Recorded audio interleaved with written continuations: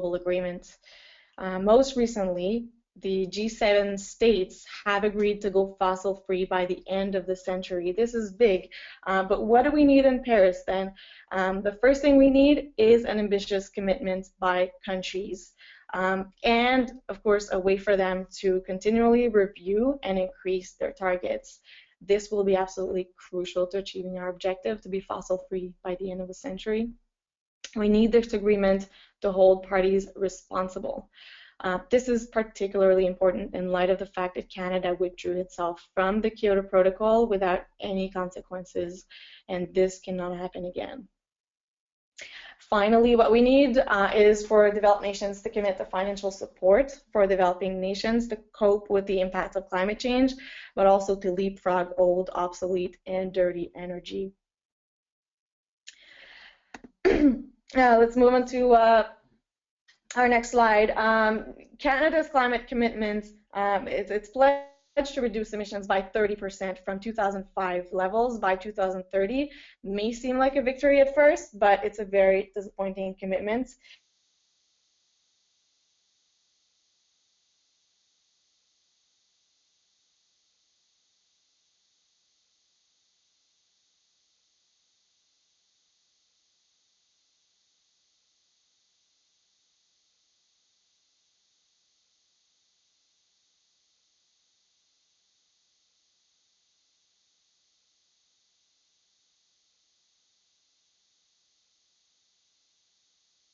Commitment means essentially that Canada will cut its emissions at 60% of the EU and the United States rate over the same time period. But you know, here's the elephant in the room. Canada has committed to reducing greenhouse gases while completely ducking the tar sands issue. The INDC essentially says that Canada will continue to drive improvements in the environmental performance, which is great, but it says absolutely nothing about cutting emissions from the oil industry, which is the fastest growing source of emissions in our country. In other words, Canada will be essentially relying on provincial and municipal initiatives, as well as carbon credits from other nations to reduce its greenhouse gas balance sheet. This is simply not acceptable. Recently, Canada, along with the rest of the G7 countries, signed on to a declaration to collectively reduce emissions by 80% by 2050. But of course, if the government was serious about meeting this target, we would have an INDC, a commitment of 38% reduction by 2030. Now, here's the good news in all of that, because there are some great news.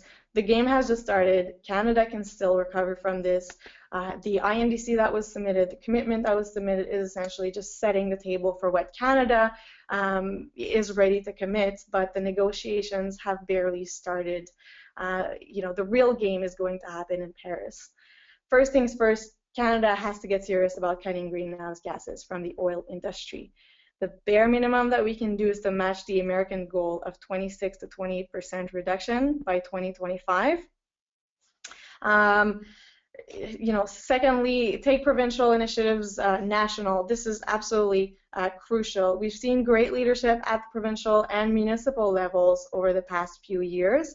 In fact, if Canada were to learn from those best in country practices and put together a national unifying climate action plan, we would already be well underway to reach our G7 target of 80% reduction by 2050. We'd be much closer to achieving that target. Let's take, for example, British Columbia. That became the first North American jurisdiction to introduce a carbon tax back in 2008. Since then, the province saw its taxable fuel use drop by 19% compared to the rest of Canada just in the first 4 years of that policy being implemented. Ontario, on the other hand, has phased out coal-fired power plants and has set its own emissions reduction target of 37% below 1990 levels by 2030. Last year, my own home province, Quebec, joined California in a cap-and-trade scheme to limit emissions, and Ontario will soon join this carbon market. These are great news, and these successes have essentially paved the way for a federal climate action plan.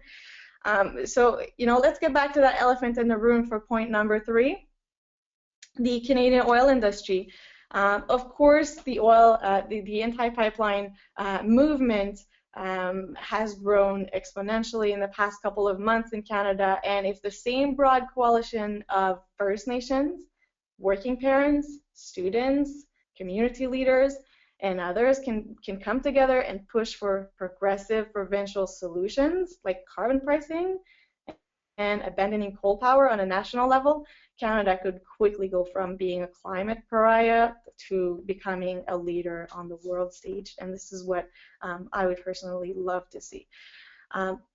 So the progress that we've made at the provincial level proves that Canada can not only cut emissions, but also drive economic growth. And this is really important.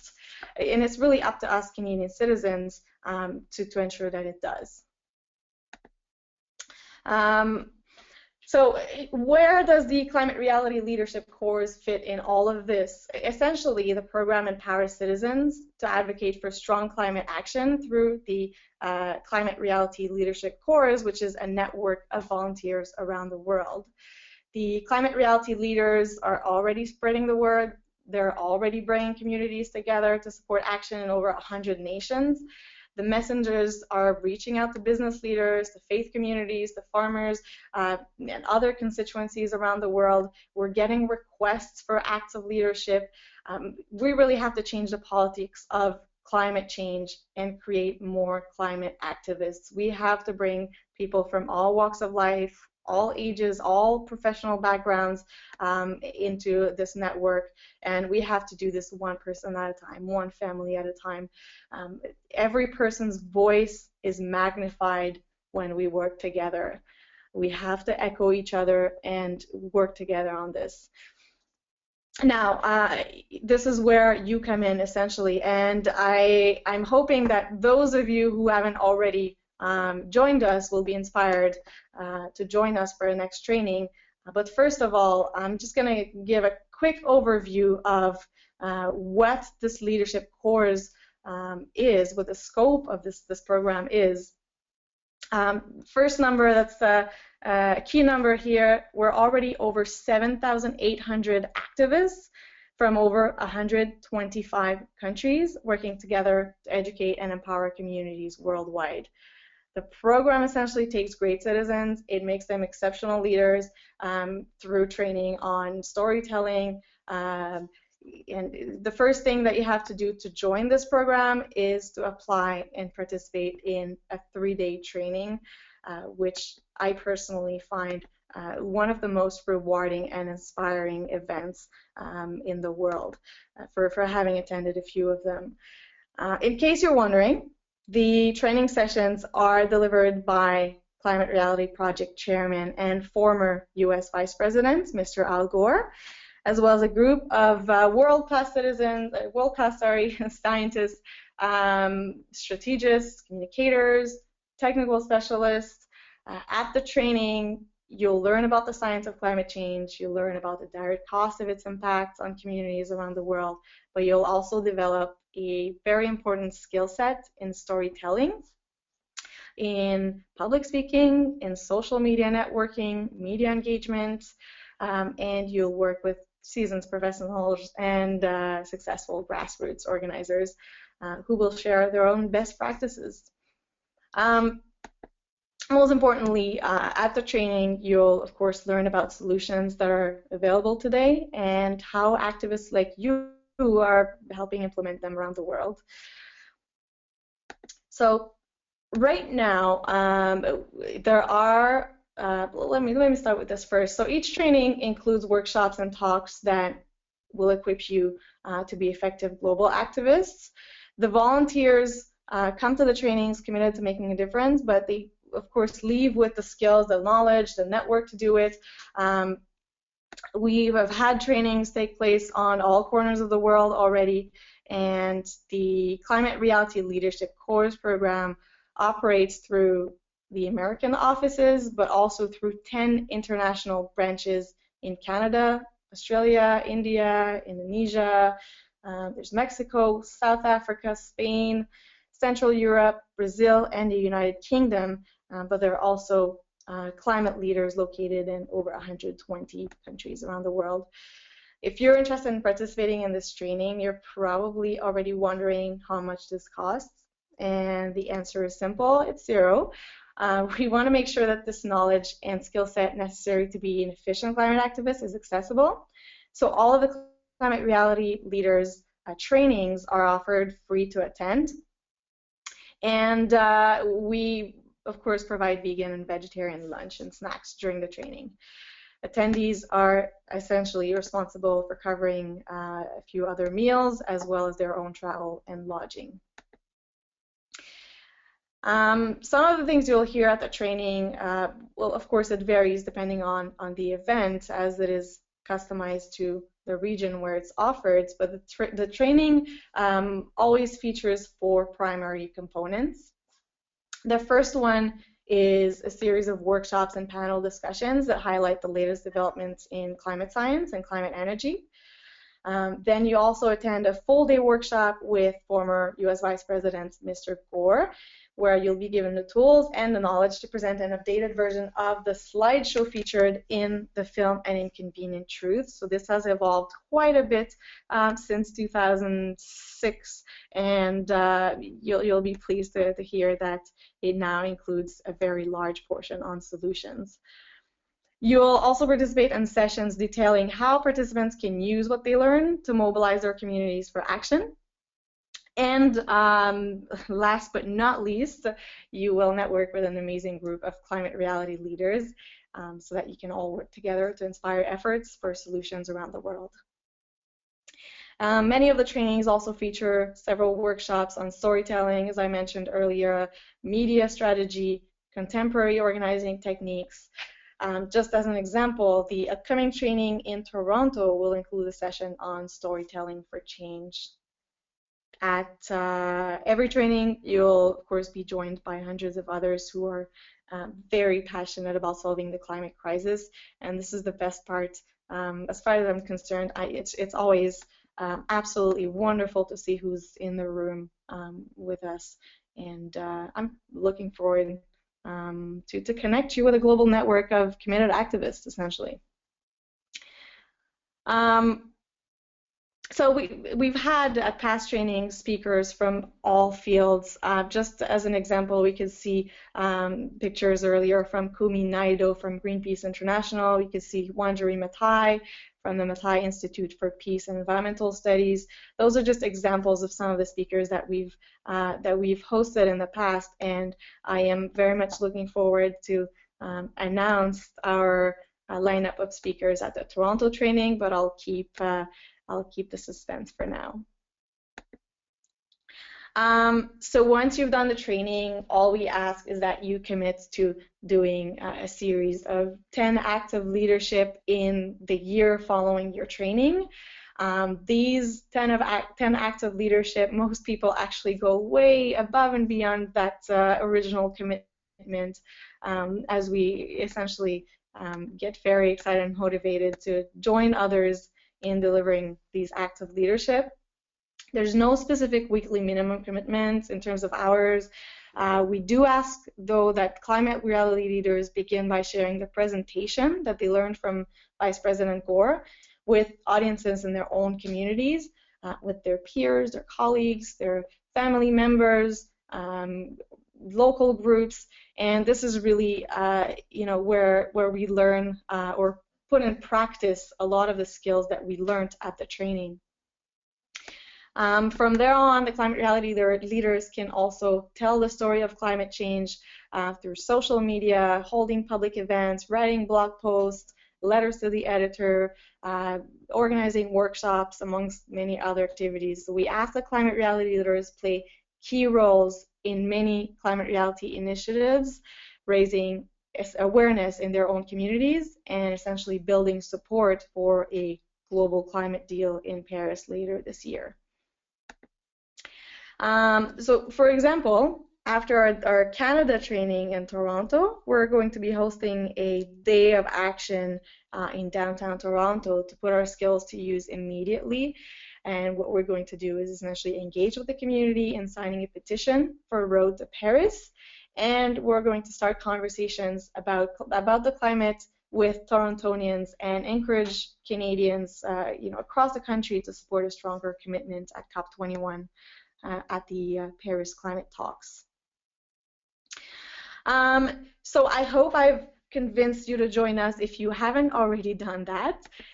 So all you need to do if you'd like to join us is to fill out the application form online at climaterealitytraining.org. I think you should know that applications are reviewed on a rolling basis, so I definitely encourage you to apply as early as possible. And if you do miss the deadline for the Canadian training, as you know, it is in 2 very short days, it's still possible for you to apply for the Miami training, so I hope you'll take that opportunity. I think one of the important things that I wanted to mention is that at Climate Reality, we really believe that there's not one single profile for climate leaders. We really evaluate the strengths of each application, and we look for commitment on the climate issue. And some successful applicants come with a lifetime of activism on their resumes, looking for ways to take their skills to the next level. Some others have never even signed a petition before, but have a real commitment to this issue. And what really connects all of us is that we have a deep personal commitment to working to solve climate change, and attending a training really enables and empowers each one of us to turn this desire into real results together. So if you have any questions, don't hesitate to write to us at support@climatereality.com. So support@climatereality.com, and don't hesitate to write to us with all of your questions. We'll be very happy to answer them. So this brings me to our next point, actually. We actually have 3 current climate leaders, amazing climate leaders in Canada, on the line, and I'm going to turn the microphone over to Ryan so that he can introduce them, and so that we can hear a little bit from them. Well, thank you, Audrey. And obviously, with the situation in Canada and all across the world with the negotiations coming up, we have our work cut out for us, not only this year, but beyond Paris. And we couldn't do it without our trained climate reality leaders. And we're lucky enough to have 3 of them on the line with us to talk about their experiences with their training, what it was like, give you a better idea to what to expect if you're planning to attend one of our trainings, and why. Why did they want to come to a training in the first place? What inspired them? So let's start with Victoria. Victoria, why don't you introduce yourself to us? Well, I'm from Port Elgin in Ontario in Canada, and I was one of the first 20 people that Al Gore trained that were from Canada back in 2000.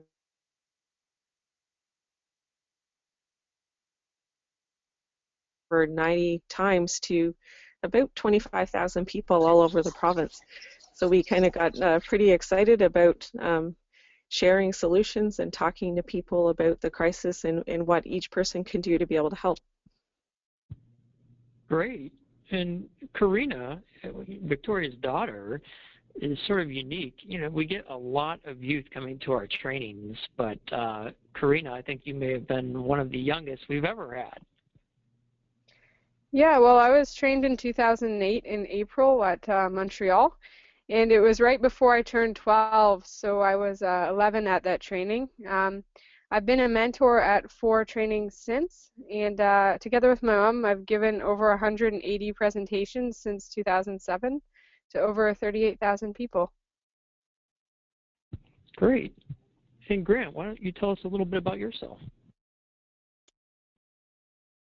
Well, I'd like to send greetings from Dundas near Hamilton, Ontario. I'm actively retired from a career of outdoor and environmental education.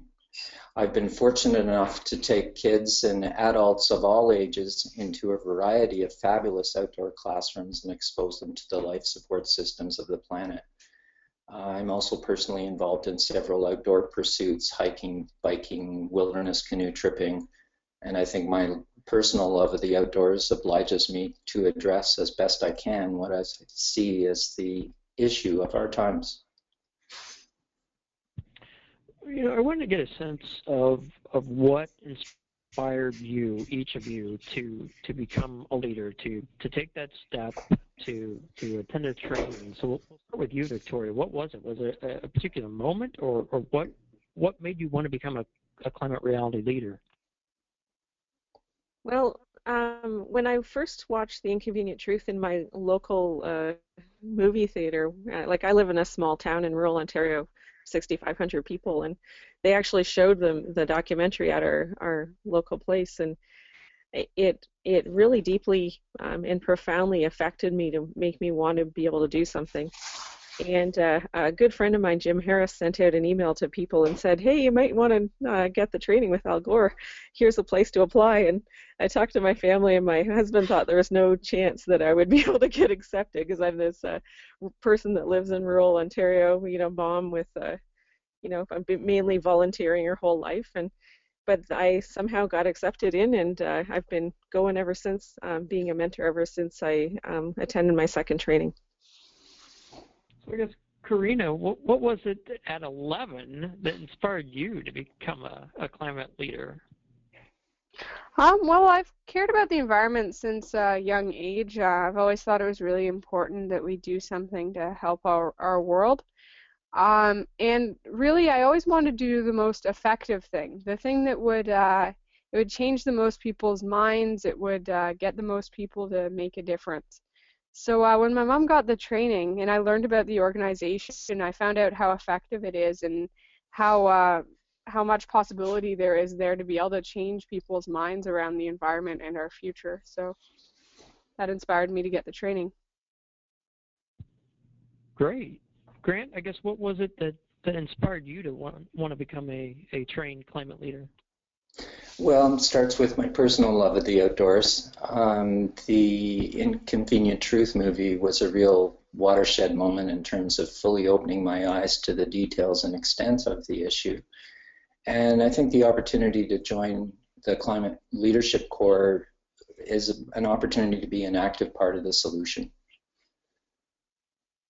Well, okay, so we have on the line right now, we have a number of folks who are registered for the Toronto training. I think there are also a number of folks on the line who maybe we haven't convinced yet to become a part of our Climate Reality Leadership Corps. So I guess I want to ask each of you, what is your experience like at training? For someone who's maybe going to come to one of these trainings, what can they expect? And maybe we'll start with Victoria. Well, you can expect a lot of caring, neat people that you really want to be able to network and get to know as much as possible when you're there. Make sure you get lots of business cards and talk to as many people as you can. It's also important to balance yourself a bit, so if you're a little bit more quiet, make sure you have some time in your room to kind of be able to process what's going on, because it's going to be a lot of information, but it's a totally life-changing event, and I've been a mentor 5 or 6 times, and every single time I go to one, you see how deeply it affects people, and it does change their life. The connections you meet there may be good friends that you have in the future. The person I met at the training that was from Canada is somebody I talked to last week, and we're still working on projects together. So it's pretty amazing what you can do when, and we live on different parts of Canada. I live in Ontario, and he lives in New Brunswick. So you just never know who you're going to meet, who you're going to find something in common with, and what good projects you can come up with together. Well, Karina, what was the experience like for you being so young at the training? Well, yeah, it was a very interesting experience being in Montreal with 250 other people who were all older than I was. There was a lot going on for sure, and lots of information to take in. I found that I learned a lot over the few days, and like my mom said, you meet a lot of really interesting people, and that's part of the experience is all the different people that you're able to meet there, the like-minded people that you can network with and talk to, and you'll make connections there that you'll still talk to years later. Well, Grant, your training took place in Nashville, and I think you said maybe in 2010. I guess what That's was right. the experience like for you?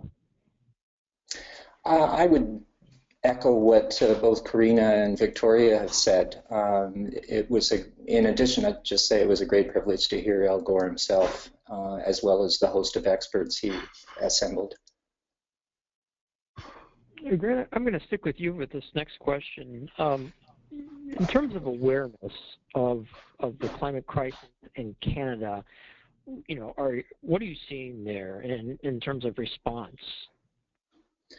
Well, I am heartened, as Audrey said, with the municipal and provincial actions that have been taken. They show a high level of awareness and commitment. I'm embarrassed at Canada's national reputation as a climate change laggard, and I very much hope this will be a significant issue for the upcoming election. On a more positive note, nationally, there is a movement known as Blue Dot, which is sponsored by the David Suzuki Foundation, and its goal within 5 years is to seek an amendment to our Charter of Rights and Freedoms, where every citizen is given the right to a healthy environment. This specifically means access to clean air, fresh water, healthy food, nearby nature. I think it has great implications on our battle against climate change if we can get this through. I guess Victoria or Karina or both, what are you seeing in terms of awareness of the issue in Canada and response to the climate message?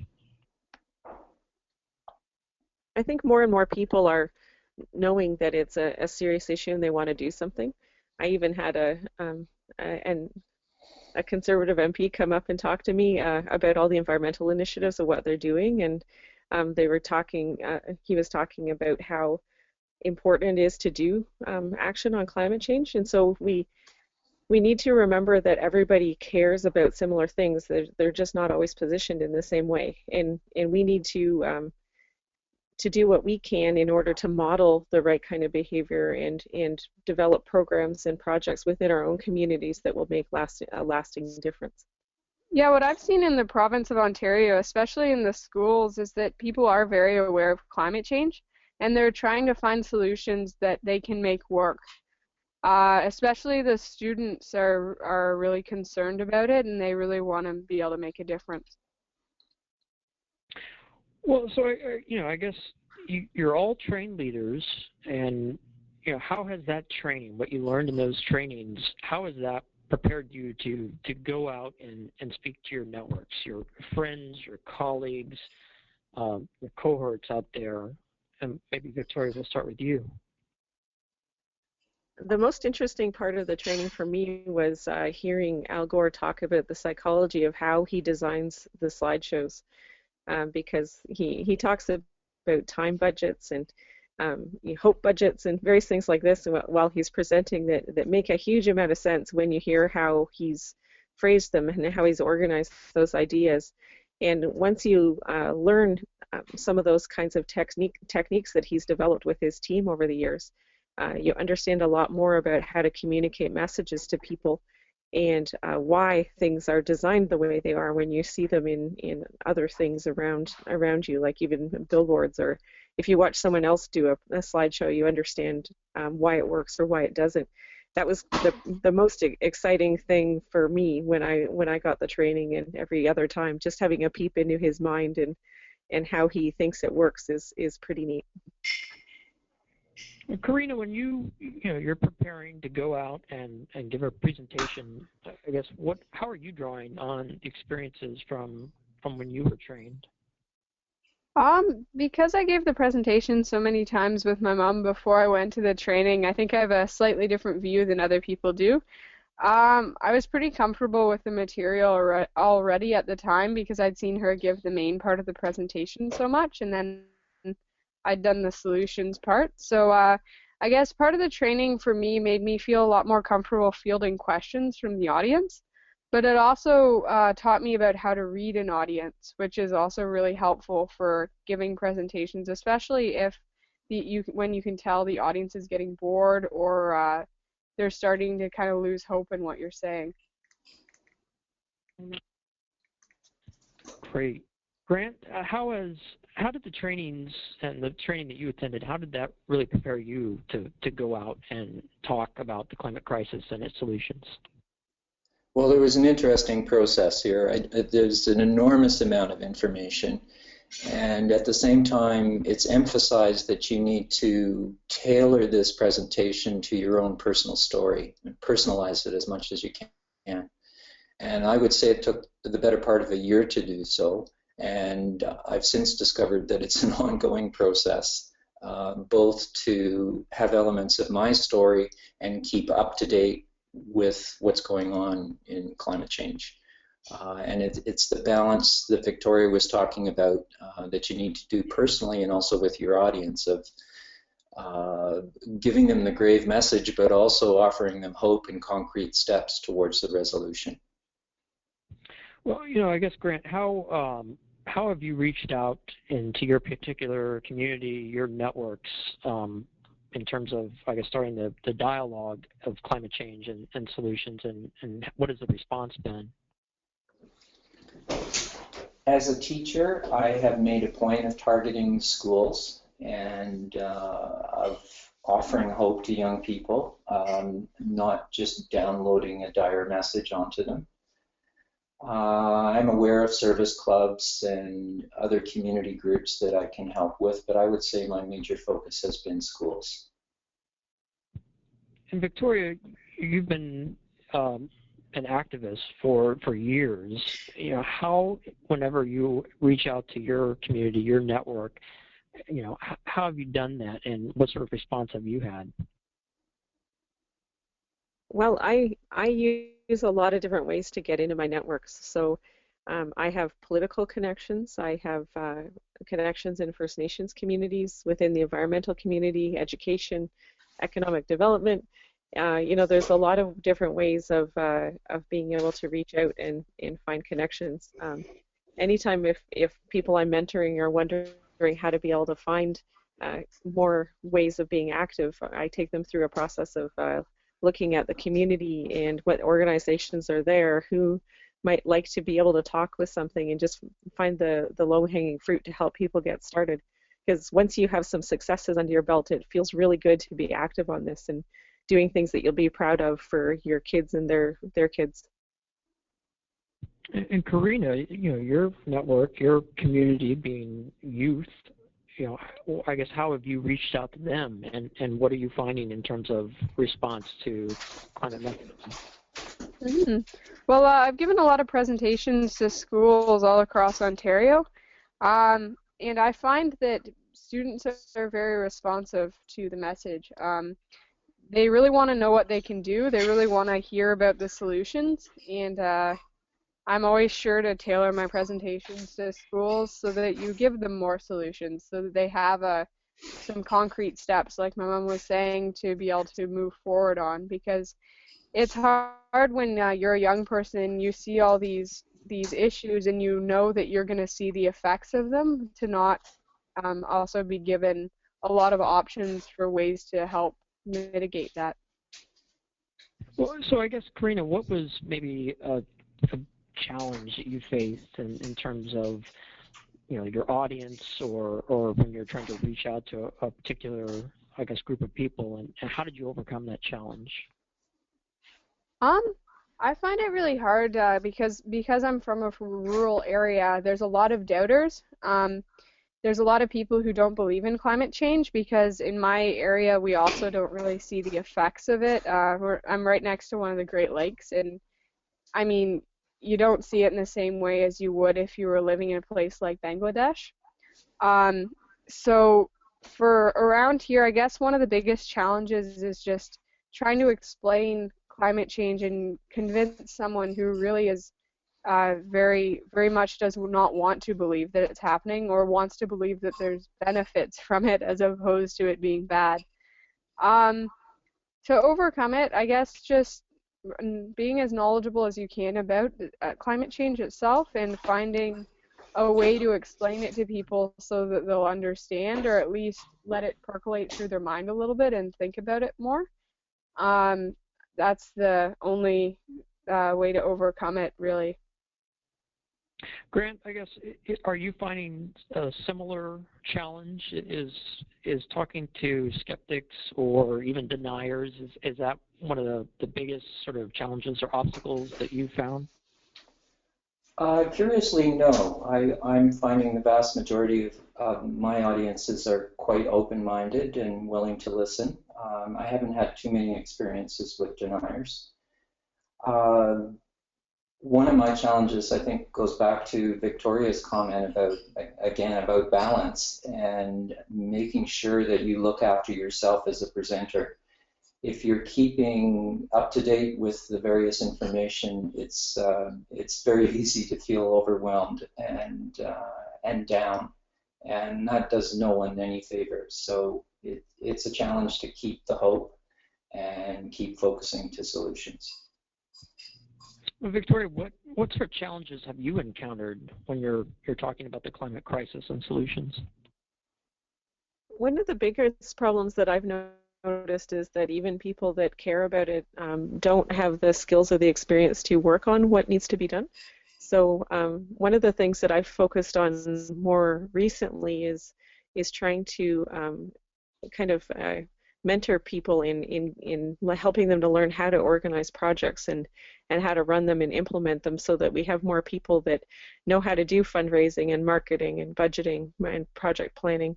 In that way, then you're giving those skills and basically the toolboxes to people to be able to do what they think is important in their own communities.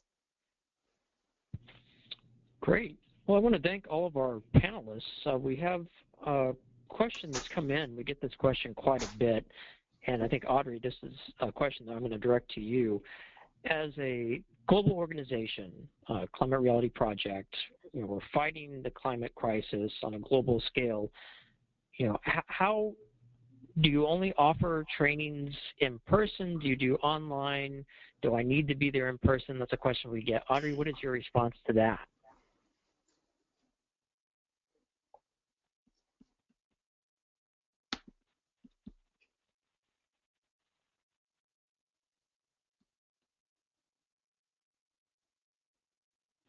Audrey, you still with us? Hi. Yes, so the question, as I understand it, is do we offer training online? We do not for the moment. This is something, we do not for non-climate leaders. We do provide from time to time, however, to those who have been trained as climate leaders, some ongoing training so that we can all be up to date on the latest climate science, additional speaking skills, or tool sets that might be useful for the climate leaders group. However, the specific training that we have spoken about, the climate leadership course training, is not offered online, so you have to be in person. And I would say this is partly because being in the room with all of these activists is absolutely necessary for participants to build those connections and those networks, and so it's truly a very, very important part of the training to be able to build those connections. So Audrey, maybe you can speak to, you talked about earlier how sort of each of these trainings are tailored to the region in which they're held. I guess and you've spoken to about this a little bit, in terms of the Toronto training that's coming up, what do you think is really probably the most unique aspects of that training as compared to our Iowa training that we did a couple of months ago, or say our training in India or any of the other locations?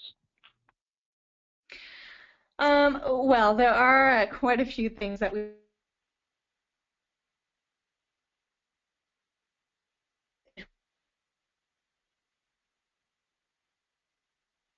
I think we're having some problems with your audio, Audrey. If you can maybe try again.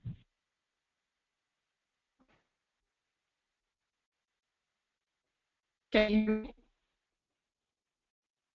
Well, we heard you for a second.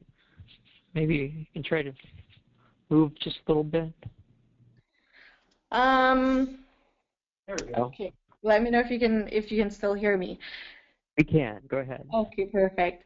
So one of the things that we've customized for the Canadian trainings is the Toronto training is that we really wanted to put in contrast and to highlight, I should say, the provincial initiatives. We've seen some amazing progress at the provincial level, at the local level, and we really want to highlight this. And we want to make sure that this is taken up a level, and so that we can have a national climate action plan. And so this is a very big topic that we will address at the training. We will, of course, address the different ways that we can implement solutions throughout the country. And of course, almost all of the speakers that will be taking part into the panel discussions are Canadian experts that will speak about regional issues, national issues, and so this was very important to us.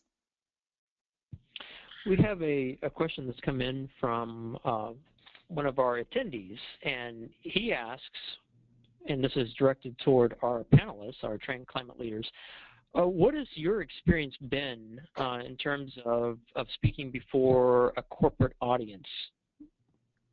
And any of you on the panel, feel free to jump in.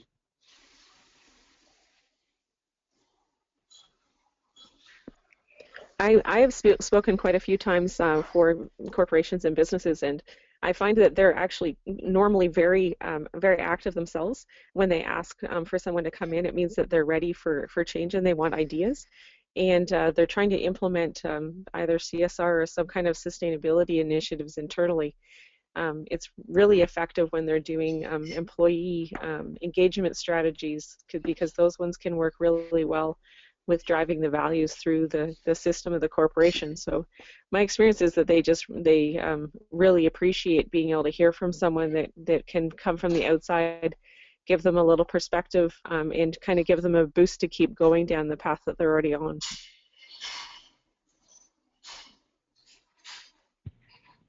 And Karina or Grant, what has your experience been, or have you actually given presentations to a corporate audience?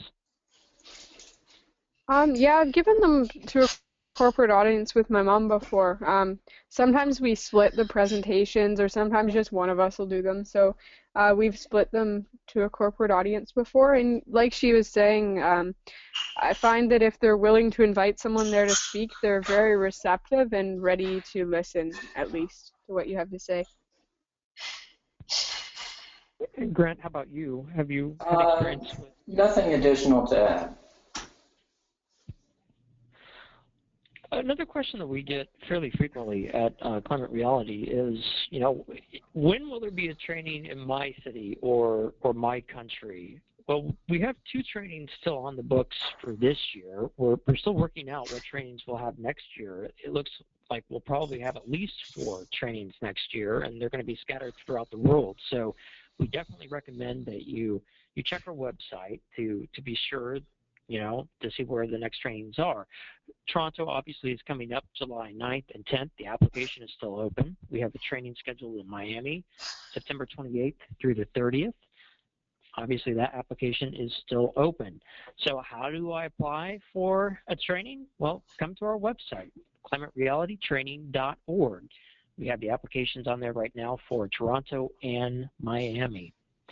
We also wanted to let you know this webinar will be posted online, and if you signed up for it, you'll also receive an email with a link to the recording. And we'll try to answer any additional questions that maybe come in from those listening in.